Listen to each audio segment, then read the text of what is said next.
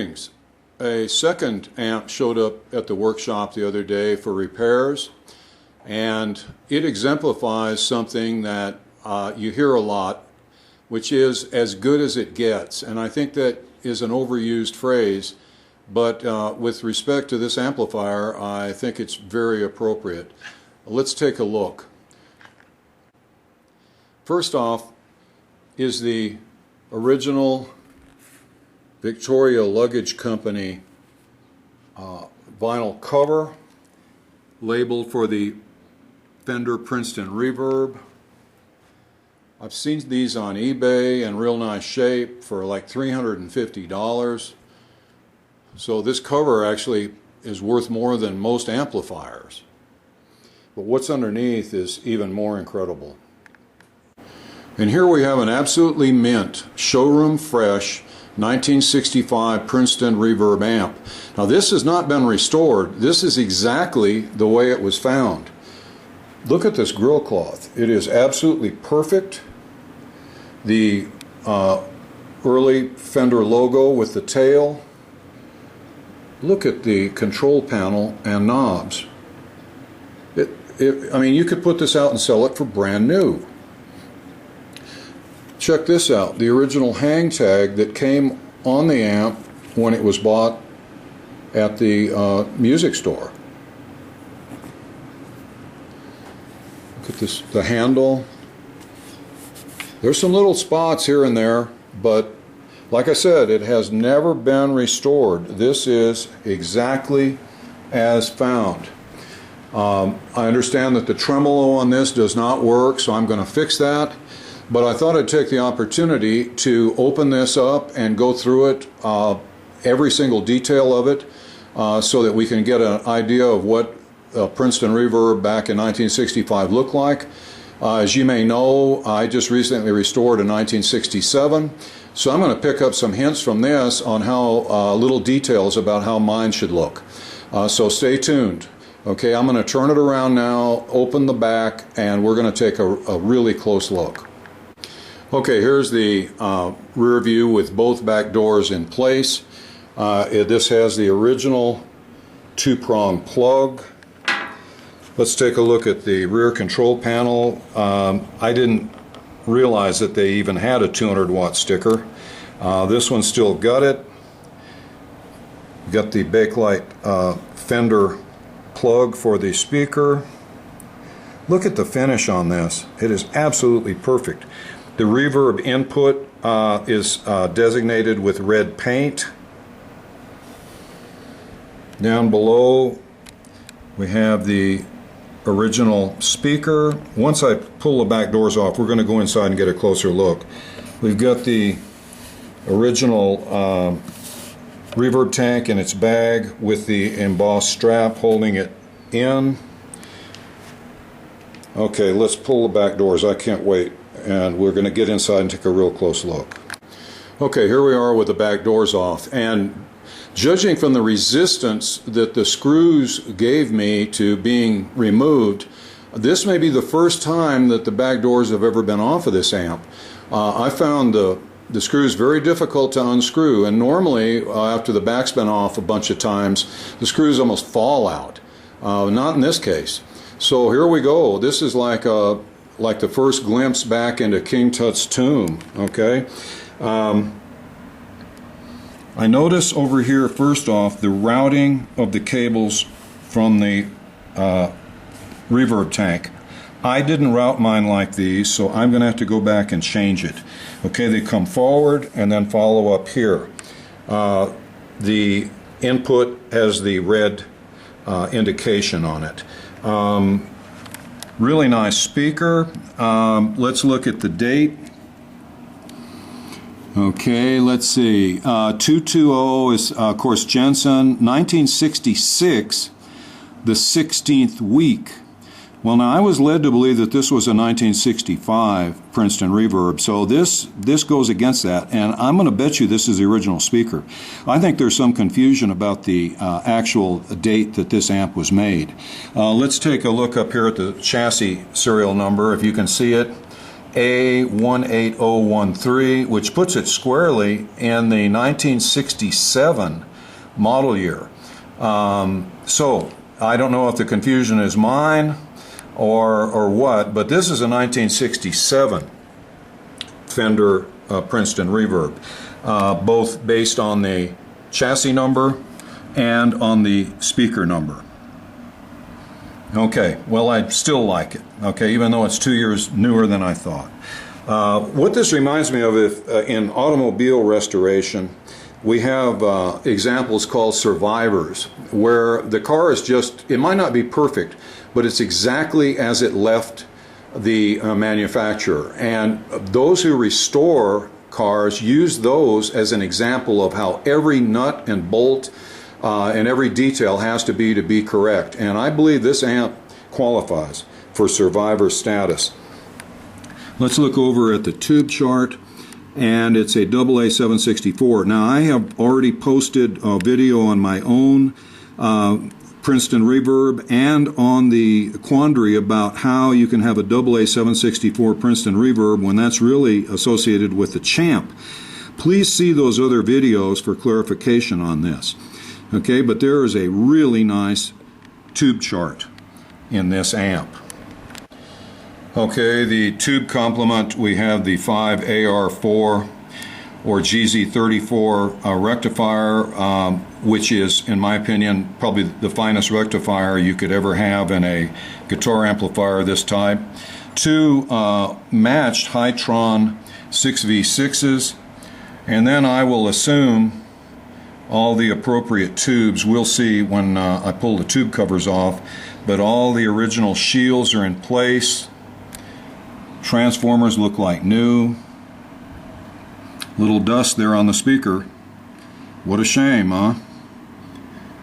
But, oh, and here, I noticed on mine there were some markings on the baffle, and it looks like there are in this one. They're in red. Mine were kind of a bluish green color.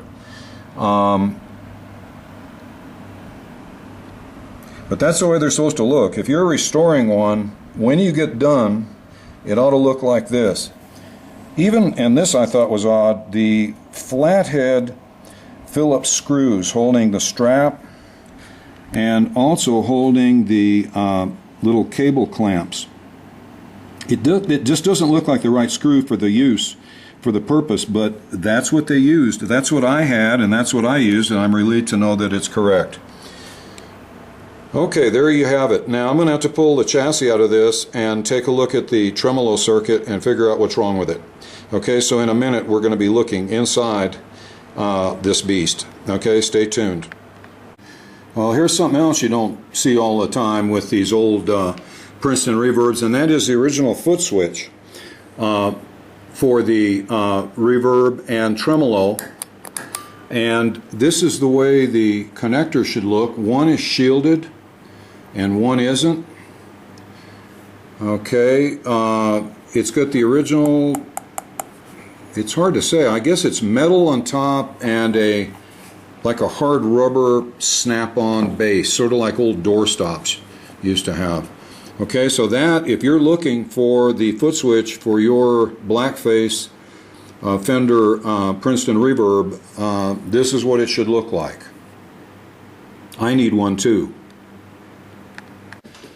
I have a strong feeling that this chassis has never been out of this cabinet, and I feel kind of bad about having to do it. So before I do, I just wanted to verify that the amp does need to be disassembled for repair. Okay, so let's just run down the controls and see what works and what doesn't. Okay, volume, treble, bass at 5, reverb, and tremolo are off.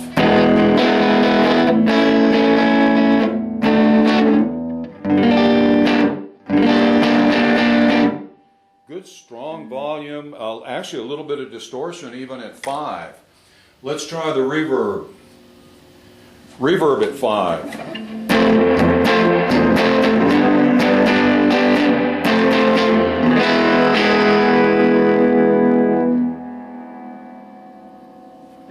Reverb at 9.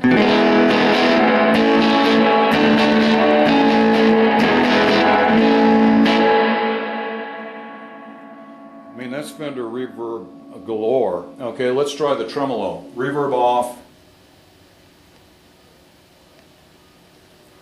Speed and intensity on the tremolo at 5.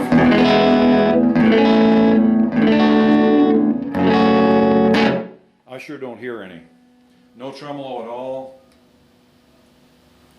Let's go wide open. Speed and intensity at 10. None. So the owner's correct. It's going to have to be disassembled and the tremolo repaired. So let's get started. Okay, here we are with the chassis out and on the workbench. As you can see, the inside is just as pristine as the outside of the cabinet. This thing is absolutely mint. Look at how shiny the brass grounding strip is for the pots. This thing is absolutely incredible. I bet it doesn't look much different now than when it left the factory. There's one thing I don't really understand, and mine didn't have it, is there seem to be some extra windings from the transformer that are wrapped up in old masking tape, and I'm not familiar with that. I don't know if this transformer has been changed. It doesn't appear to be, but that seems rather odd to me. Now, before we do another thing, I'm going to take a 100 ohm resistor. One end of it is going to be grounded, and the other end of it is going to be touched to each of the filter capacitor lugs and held there for several seconds. And this will allow the filter capacitors to drain their stored voltage through the resistor to ground. You use a resistor because if you touch these with just a straight wire to ground, you're going to get a nice fat juicy arc that's going to scare the heck out of you. Okay, so the resistor slows down that process and makes it a little, let's say, less shocking. Okay, and that pun is intended. Okay, now we're going to take a look at the schematic for a AA764 Princeton Reverb. We'll come down here to the tremolo section. It uses 1/2 of a 12AX7 tube. Step one will be I'm going to pull that tube and test it. Now remember, the 12AX7s are 2 tubes in one. So one side of this tube may be working just fine and the other side dead. Okay, that happens. I'm going to check that. And then the other thing we're going to take a close look at are these 3 capacitors. They go to 0.02, 0.02, and a 0.01. Almost invariably, in any tremolo circuit, you'll have 3 similar value capacitors at right angles to each other in the schematic. So that's the other thing we're going to take a look at. Well, it's actually no surprise, but the 2 12AX7s check out as being perfectly good tubes on my model 600A Hickok tester. I'll tell you honestly, it's rarely the tube that causes the problem. It's usually something else. Okay, so we'll put these back in and start looking elsewhere. Well, the culprit has been located. It was this diode right here in this circuit that provides the voltage to the plate of that half of the 12AX7 responsible for the tremolo. Here it is. It's a rather unimpressive little rascal. I'll show you in the chassis where it's located. Okay, we're here on the corner by the indicator light, and it is right back here. That little diode, the current's going to come in here through this 100K resistor, through the diode, and up here to the intensity pot.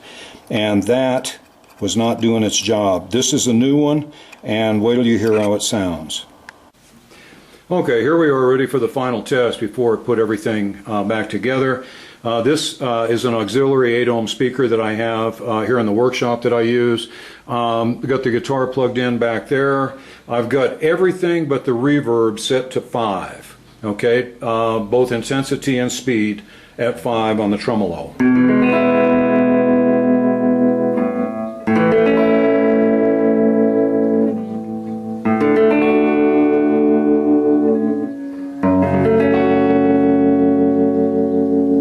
Now, let's crank it up to 10.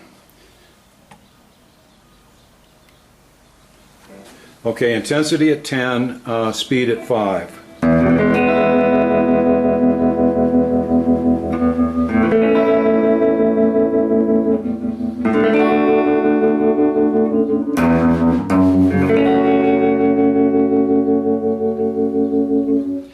I think the term "as good as it gets" is applicable one more time. So I think it passes the test. Let's put it all back together and see how it sounds in the cabinet. One last little tip before we put it all back together. If you'd like to really increase the intensity of the tremolo in your Princeton Reverb, if you look, this is sort of a landmark here. I'll back up so you can see where I am on the circuit board.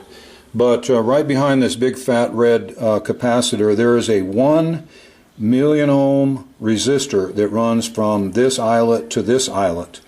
If you reduce the resistance between these two eyelets, the tremolo will be greatly increased in intensity.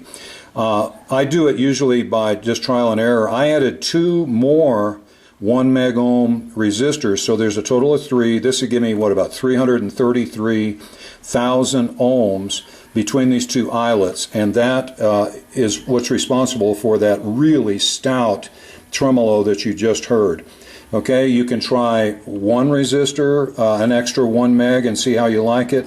In my case, I'm just a hog for tremolo, so I added 2.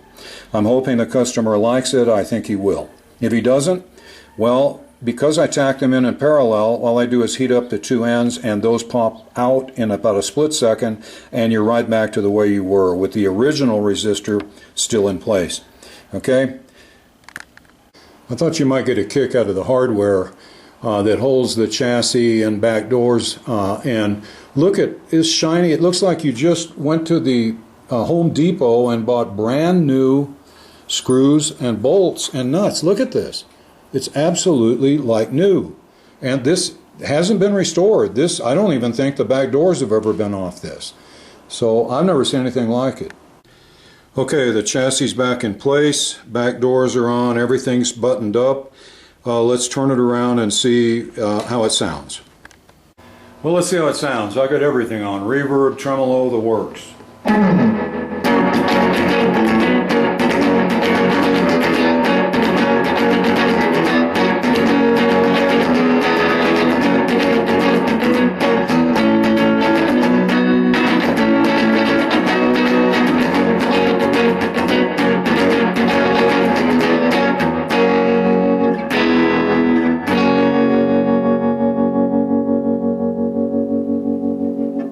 Wow. Well, that about does it for today's rather lengthy video, but we covered a lot of bases. We evaluated the Princeton Reverb amp, disassembled it, repaired it, put it back together, and tested it. I hope that there have been elements of this that you found very interesting and informative.